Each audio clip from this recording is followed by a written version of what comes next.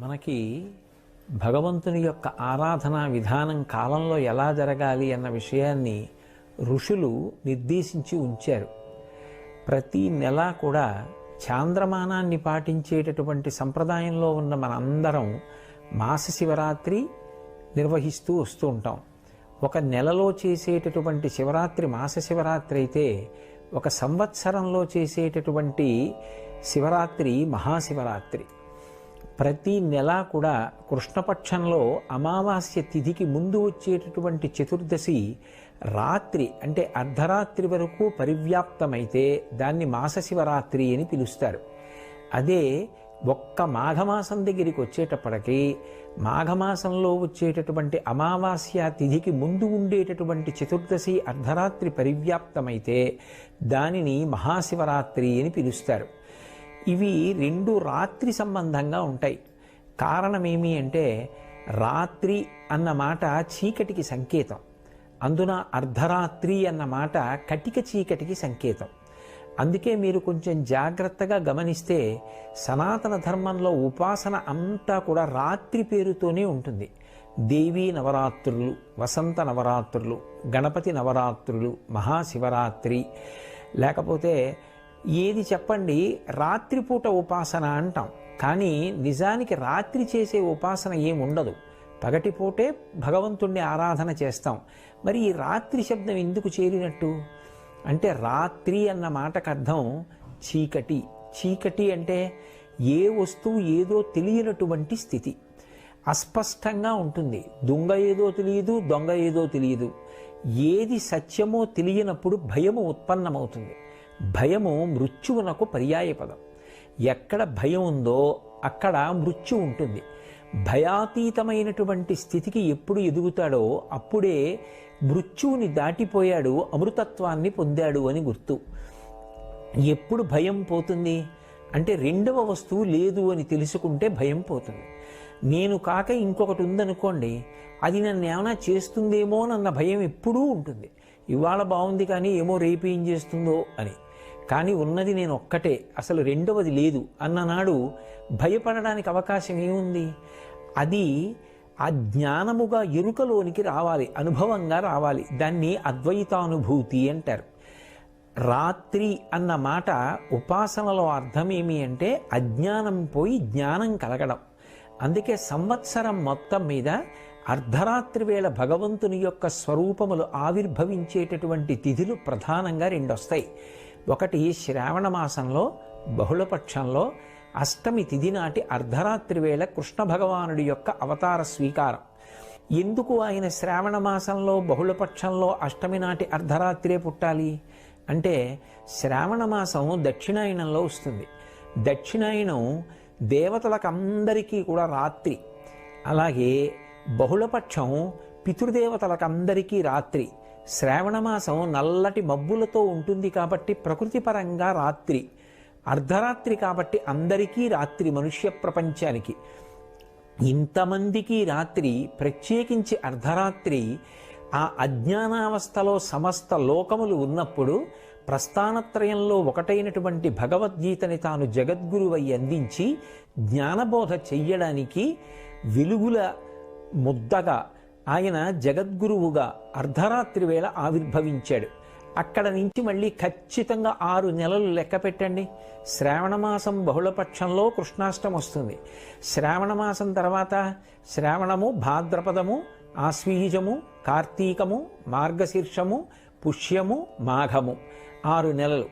మళ్ళీ 6 నెలలు వచ్చేటప్పటికి బహుళపక్షంలో అమావాస్య తిథికి ఉండేటటువంటి చతుర్దశి అర్ధరాత్రి వేళ లింగోద్భవం అవుతుంది, జ్యోతిర్లింగం పుడుతుంది. ఈ జ్యోతిర్లింగం పుట్టినటువంటి కాలాన్ని మహాశివరాత్రి అని పిలుస్తారు.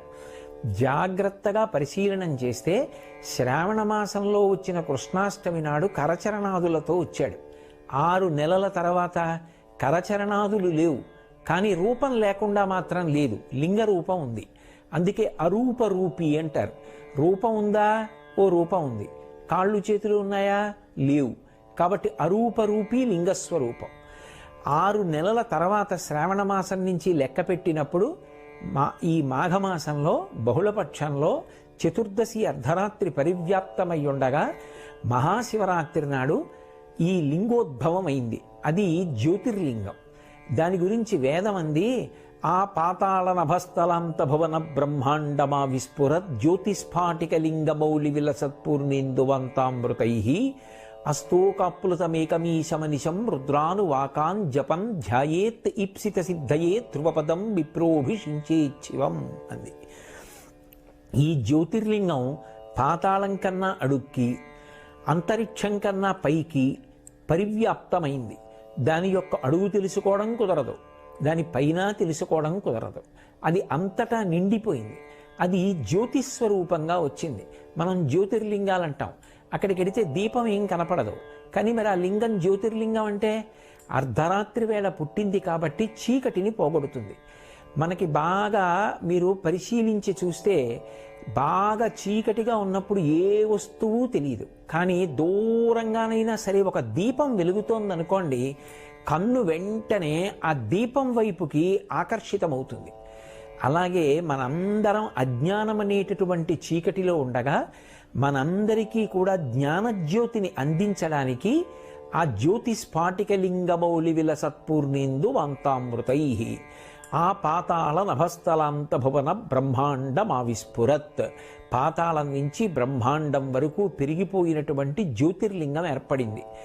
ఈ జ్యోతిర్లింగం అజ్ఞాన దాహకత్వం చేస్తుంది. అందుకే మహాశివరాత్రి నాడు నిర్వహించేవి ఏవి అంటే ప్రధానంగా రెండిటిని చేస్తారు. ఒకటి ఉపవాసం, రెండవది జాగరణం. ఈ రెండూ చెయ్యడంలోనే శివపూజ అంతర్లీనంగా ఉంటుంది. ఉపవాసము అన్న మాటకు అర్థం ఏమిటంటే, ఉప అంటే సమీపమునందు, వాసము అంటే ఉండుట. దేనికి సమీపమునందు ఉండుట అంటే భగవంతునకు సమీపమునందు ఉండుట. నేను ఇలా కూర్చున్నాను అనుకోండి, నాకంత దూరంలో కూర్చుంటే, ఒకరిక్కడ దగ్గరగా కూర్చుంటే, దూరంగా కూర్చున్న వాళ్ళకన్నా నాకు దగ్గరగా కూర్చున్న వాళ్ళు ఎక్కువ సమీపంలో ఉన్నారు. ఉపవాసము, భగవంతుడికి దగ్గరగా జరుగుతారు. ఎలా జరుగుతారు అంటే 5 జ్ఞానేంద్రియములను మార్చి మార్చి భగవంతుడి యందు ప్రవర్తింపచేస్తారు. కన్నుందనుకోండి, ఏదో కొంతసేపు భగవంతుని యొక్క రకరకాల మూర్తుల్ని చూస్తాడు. ఏదో కాసేపు దక్షిణామూర్తి స్వరూపాన్ని చూసి కళ్ళు మూసుకుని ధ్యానం చేస్తాడు. కాసేపు ఊర్ధ్వతాండవమూర్తిని చూస్తాడు. కాసేపు మహానుభావుడు నటరాజస్వామిని చూస్తాడు. కాసేపు లింగస్వరూపాన్ని చూస్తాడు. కంటితో మార్చి మార్చి మార్చి మార్చి భగవంతుని యొక్క రూపములను చూసి సంతోషిస్తాడు.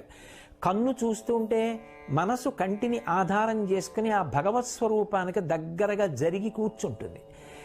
కానీ ఒక ఇంద్రియాన్ని అదే పనిగా వాడితే మనసు విసిగిపోతుంది. ఎంతసేపు చూస్తాం అనిపిస్తుంది.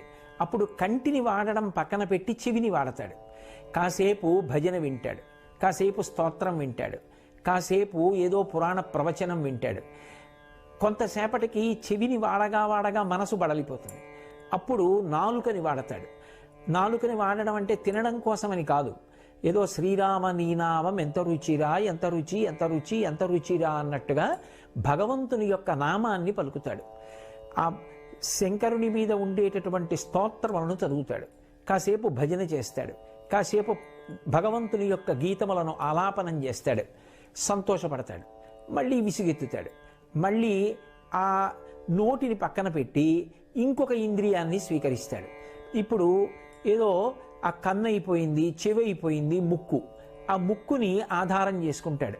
భగవంతుని యొక్క శేషం తీసుకొస్తాడు. ఇదిగో ఇది ఈశ్వరుడి పాదముల మీద పెట్టి తీసినటువంటి నిర్మాల్యం. కళ్ళకద్దుకుని వాసన చూస్తాడు. తల మీద పెట్టుకుంటాడు. పొంగిపోతాడు. అలా ముక్కుని ఆధారం చేసుకుని భగవంతునికి దగ్గరగా జరుగుతాడు. మళ్ళీ ఇవన్నీ విసిగెత్తితే మళ్ళీ కంటిని మళ్ళీ తీసుకొస్తాడు. ఇలా ఇంద్రియములను మార్చి మార్చి మార్చి మార్చి భగవంతుడికి దగ్గరగా జరుగుతూ వెడతాడు.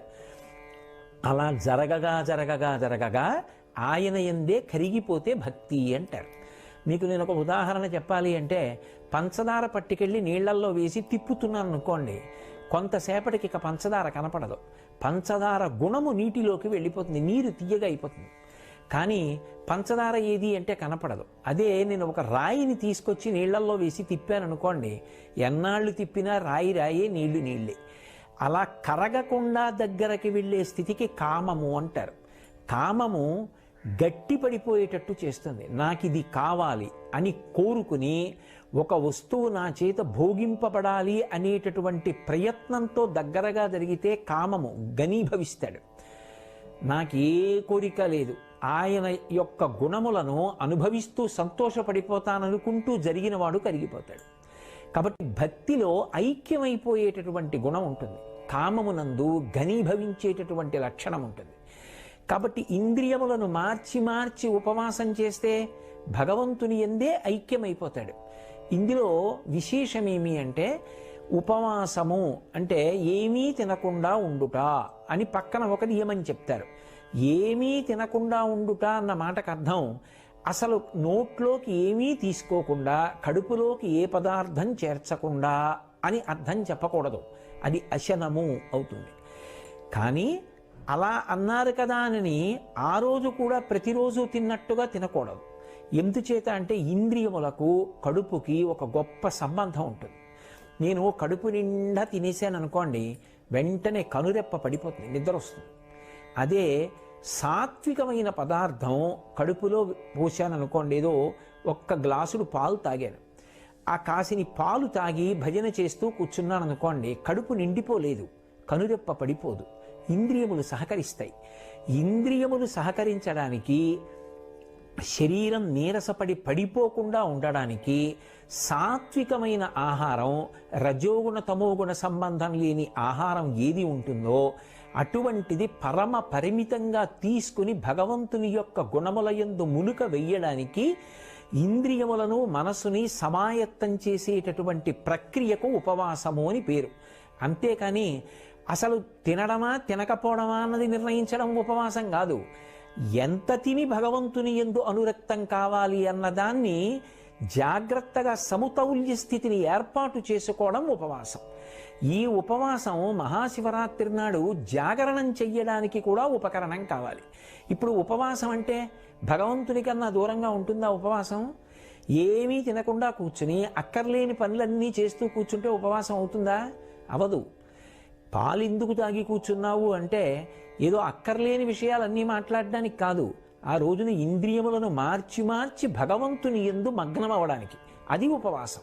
ఇప్పుడు అసలు భగవంతుని యొక్క పూజ, ఉపవాసము రెండు వేరుగా ఎందుకయ్యాయి? ఉపవాసం ఉండి పూజ చేయండి అన్న మాట ఎలా వస్తుంది? ఈ పూజ చేసేవారు ఉపవాసం చెయ్యక్కర్లేదు అన్నమాట ఎలా వస్తుంది? రెండూ అసందర్భమే. ఉపవాసమే పూజ, పూజయే ఉపవాసం. దాని కొరకు ఆహార నియంత్రణము అంతర్భాగము. రెండవది జాగరణము. ఇది 365 రోజులలో 364 రోజులు అన్వయం కాదు, ఒక్క మహాశివరాత్రి నాడే అన్వయం. ఆ రోజు రాత్రి జాగరణ చేస్తారు. జాగరణ అన్న మాటకు అర్థం ఏమిటంటే తమోగుణమునకు వశపడకుండా ఉండడం, అంటే నిద్రపోకుండుట. నిద్రపోకుండుట అన్న మాటకు అర్థం కేవలం నిద్ర రాకుండా ఉండడం కోసమని మనసుకి ఎటువంటి ఉత్ప్రేరకాన్ని ఇవ్వాలో అటువంటి ఉత్ప్రేరకాన్ని ఇచ్చి తెలివిగా ఉండడం మాత్రం కాదు. నేను జాగరణ చేస్తున్నానండి అని చెప్పి వేదం ఎటువంటి పనులు చెయ్యకూడదని చెప్పిందో అటువంటి పనులు చేసి నేను తెలివిగా ఉన్నాను కాబట్టి నేను జాగరణం చేశానా అండి అంటే కుదరదు. జాగరణము అన్న మాటకు అర్థం ఏమిటంటే లోకమంతా నిద్రపోతోంది, అంతా నిద్రపోతోంది అన్న మాటకు అర్థం ఏమిటి? బడలికని తీర్చుకుంటున్నారు.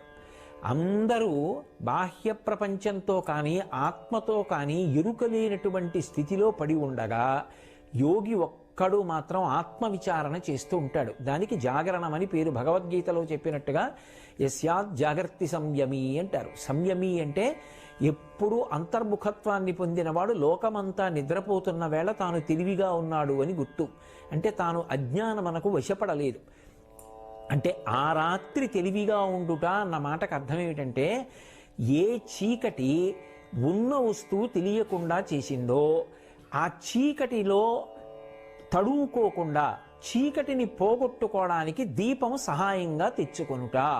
ఆ భగవంతుడి జ్ఞానము కలగాలి అంటే, ఆత్మ అనేటటువంటిది తెలియబడాలి అంటే పుస్తకాలు చదువుకుంటే తెలియదు, భగవదనుగ్రహం చేత ఎరుకలోకి వస్తుంది. నేను ఆత్మ అన్నది అనుభూతిలోకి వస్తుంది. దానికి ఈశ్వరానుగ్రహం కావాలి. ఈశ్వరానుగ్రహం దేనివల్ల కలుగుతుంది? భక్తి చేత కలుగుతుంది. దీనికి ప్రమాణాన్ని అన్వయం చేసుకోవడానికి ఆ రోజు రాత్రంతా కూడా భజనలు చేసి, అభిషేకాలు చేసి, పూజలు చేసి, మార్చి మార్చి ఇంద్రియాల్ని, కర్మేంద్రియాల్ని భగవత్ కైంకర్యంలో ఉపయోగించి అసలు నిద్రరాని స్థితిలో నిలబడతాడు. బలవంతంగా నిద్రని నిగ్రహించడం కాదు. తెల్లవారిపోయిందే అన్నంతగా భగవత్ సేవలో గడిచిపోవాలి. ఇప్పుడు అలా గడిచిపోయిందనుకోండి, దానిని జాగరణ అంటారు. అదే ఈశ్వరానుగ్రహానికి కారణమై జ్ఞానము ఏర్పడి నేను ఆత్మ అన్న అనుభవం అద్వైతానుభూతి యందు నిలబడడానికి కారణమవుతుంది. అప్పుడు అర్ధరాత్రి వేళ జ్యోతిర్లింగం ఆవిర్భవించింది అని అన్వయం. ఆ జ్యోతిర్లింగం వస్తే చీకట్లన్నీ కూడా పోయి, కాబట్టి జన్మానికొక్క శివరాత్రి అన్నారు. ఏ జన్మ అయినా సరే తరించడానికే కదా.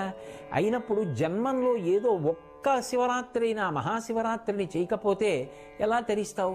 అసలు మహాశివరాత్రి నాడు ఉపవాసం చెయ్యండి, మహాశివరాత్రి నాడు జాగరణ చెయ్యండి. ఈ రెండు మాటలకి అర్థం అది. ఇప్పుడు ఈ రెండూ చేసేటప్పుడు ఎవరికి ఎంత శక్తి ఉన్నదో అంత శక్తితోనే భక్తి ముడిపడుతుంది. నేను మీతో ఒక ఉదాహరణ చెప్పాలి అంటే, ఒక మధుమేహ వ్యాధిగ్రస్తుడు ఉన్నాడు. ఆయనకి కడుపులో ఏదో ఒక పదార్థం వేయకపోతే శరీరం పడిపోతుంది. ఇప్పుడు భగవంతుడు ఆయన ఏదైనా కాస్త సాత్వికమైన పదార్థమో ఓ పండు ముక్కో తిన్నాడనుకోండి, ఆయన ఉపవాసం భంగం అయిపోయిందండి, కాబట్టి ఆయనకి ఏ పుణ్యం రాదండి, ఆయన శివరాత్రి చెయ్యలేదండి అని నిర్ధారించకూడదు. ఆయన శరీరం నిలబడడానికి ఆయనకి అప్పుడు పండు ముక్క అవసరమైంది, ఆయన తిన్నాడు, దోషంలోకి రాదు. కానీ అవసరం లేకపోయినా కడుపు నిండా తినేస్తే దోషం. శరీరం నిలబెట్టుకోవడానికి ఎంత తినాలో అంత తినాలి. కాబట్టి అది ఎవరికి ఎంతవరకు అవసరమో అంతవరకు ఎవరి విచక్షణని బట్టి వాళ్ళు తీసుకుని భగవంతుని యొక్క గుణముల యందు మునుక వేసి ఈశ్వరుని యొక్క అనుగ్రహాన్ని ప్రోధి చేసుకోవడానికి కాలమునందు అత్యంత ఆనుకూల్యత పొందినటువంటి స్థితి కనుక మహాశివరాత్రి పరమ పుణ్యప్రదమైన కాలం. ఒక్కొక్క కాలమునందు ఒక్కొక్క రకంగా ఈశ్వరానుగ్రహం వెదజల్లబడుతుంటుంది. మహాశివరాత్రి నాడు చేసేటటువంటి ఉపాసన కొన్ని కోట్ల జన్మలకి సరిపడగలిగినంత అనుగ్రహాన్ని ఈశ్వరుడు వెదజల్లేటటువంటి కాలం. ఏదో రైతు వర్షం పడేటటువంటి కాలమునందు విత్తనం వేసినట్టుగా ఉపాసనకి కూడా దేశకాలములు కలిసి రావాలి. ఉపాసనలో మహాశివరాత్రి కాలము పరిపూర్ణమైనటువంటి శివానుగ్రహాన్ని పొంది ఉండేటటువంటి కాలం. ఏమి మధ్యాహ్నం 3 గంటలకు ఎందుకు పూజ చేయరు? తెల్లవారుజామున బ్రాహ్మీ ముహూర్తంలో ఎందుకు పూజ చేస్తాం? బ్రాహ్మీ ముహూర్త సమయంలో అమ్మవారి యొక్క అనుగ్రహ తరంగములు వాతావరణం అంతా నిండి ఉంటాయి. ఆ సమయంలో ధ్యానం చేసినా పూజ చేసినా మనసు సాత్వికంగా నిలబడుతుంది. అందుకని తెల్లవారుజాము కాలం పూజకి నిర్దేశింపబడింది. అలాగే మహాశివరాత్రి ఒక సంవత్సరాన్నంతటినీ కూడా ఒక రోజుగా ప్రమాణంలో తీసుకుంటే అత్యంత పరిపుష్టమైన దైవానుగ్రహాన్ని వెదజల్లేటటువంటి కాలం. అంత గొప్ప కాలం కాబట్టి ఆ కాలాన్ని దుర్వినియోగం చేసుకోకుండా ఎవరు శివానుగ్రహం పొందడానికి ప్రయత్నిస్తారో వాళ్ళందరూ కూడా ఈశ్వర కృపకు పాత్రులవుతారు. ఎవరెవరి శక్తిని అనుసరించి ఏం చేస్తారో దాన్ని ఈశ్వరుడు పూర్ణత్వాన్నిచ్చి అనుగ్రహించేటటువంటి కాలం. లోపల ఉండవలసినది ఆ భక్తి. ఆయన ఈ లోకాన్ని నడుపుతున్నాడు. రాత్రింబవళ్ళ ఆయన వల్ల ఏర్పడుతున్నాయి. ఈ భూమి ఆయన వల్ల తిరుగుతోంది. ఋతుచక్రం ఆయన వల్ల తిరుగుతోంది. ఇన్ని ప్రాణులు ఆయన అనుగ్రహంతో పుడుతున్నాయి. ఇన్ని ప్రాణుల్ని మళ్ళీ ఆయనే భూమిలో కలుపుతున్నాడు. ఇన్ని పంటలు ఆయన వల్ల పండుతున్నాయి. ఇన్ని నీళ్లు ఆయన వల్ల వస్తున్నాయి. అది తెలిసి బ్రతకడం భక్తి. ఆ భక్తికి విత్తనం వేసి అది అంకురంగా పైకి రావడానికి యోగ్యమైనటువంటి కాలం మహాశివరాత్రి కాలం. అందుకే దాన్ని దుర్వినియోగం చేసుకోకూడదు. జన్మానికి ఒక్క శివరాత్రి అన్న మాటలో హెచ్చరిక ఏమిటంటే, రే ఇంత పరమపుణ్యప్రదమైన కాలాన్ని పాడు చేసుకోకు.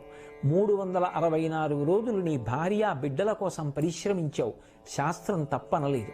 కానీ నీ కుటుంబంలో ఇంకొకడు కూడా ఉన్నాడు, జీవుడు. వాడు నీలో ఉన్న జీవుడు. ఇవాళ నీ భార్యకి భర్తవి, నీ బిడ్డలకి తండ్రివి. కానీ ఈ జీవుడు ఈ శరీరాన్ని విడిచిపెడితే ఇంకొక శరీరంలో కెడతాడు. అప్పుడు కూడా భార్యా బిడ్డల్ని పోషించుకోవాలిగా. పోషించుకోవాలంటే ధనం కావాలిగా, ధనం పుణ్యం మీద ఆధారపడిందిగా. ఆ పుణ్యానికి పరిపుష్టమైన కాలము మహాశివరాత్రి. బాహ్యంలో శివానుగ్రహం చేత అందరూ సంతోషంగా ఉండాలన్నా, లోపల జ్ఞానము పండాలన్నా, మోక్షం పొందాలన్నా అన్నిటికీ యోగ్యమైన కాలం ఏది అంటే మహాశివరాత్రి. దాన్ని లౌకికానికి వాడకు. ఆ ఒక్కరోజు నీ కొరకు అని వాడుకో. ఆ పుణ్యం అనుషంగికంగా నిన్ను నీ వాళ్ళని కూడా కాపాడుతుంది, లోకమునకు శాంతినిస్తుంది. అందరూ సంతోషంగా ఉండడానికి జగత పితరౌ వందే పార్వతీ పరమేశ్వరవు అంటాడు మహాకవి కాళిదాసు. జగత్తుకే తల్లిదండ్రులైనటువంటి పార్వతీ పరమేశ్వరులలో శంకరుడు లోకమునకు జ్ఞానం ఇవ్వడానికి జ్యోతిర్లింగంగా ఆవిర్భవించినటువంటి పరమోత్కృష్టమైన తిథి. అందరం భక్తి ప్రపత్తులతో శివారాధన చేసి బాహ్యమునందు అందరం సుభిక్షంగా ఉండి ఆంతరమునందు జ్ఞానకటాక్షాన్ని పొంది పరమశివానుగ్రహం చేత అందరం ప్రశాంతంగా హాయిగా సంతోషంగా ఉండేటటువంటి కాలం ఏర్పడాలని అందరి పనుపున నేను ఆ పార్వతీ పరమేశ్వరుల పాదార విందములకు సాంజలిబంధకంగా నమస్కరిస్తూ ఈ మహాశివరాత్రి అందరికీ కూడా పరమయోగ్యమైన కాలం అయ్యేటట్టుదిగా చెయ్యమని వేరొక్కసారి శంకరుణ్ణి ప్రార్థన చేస్తూ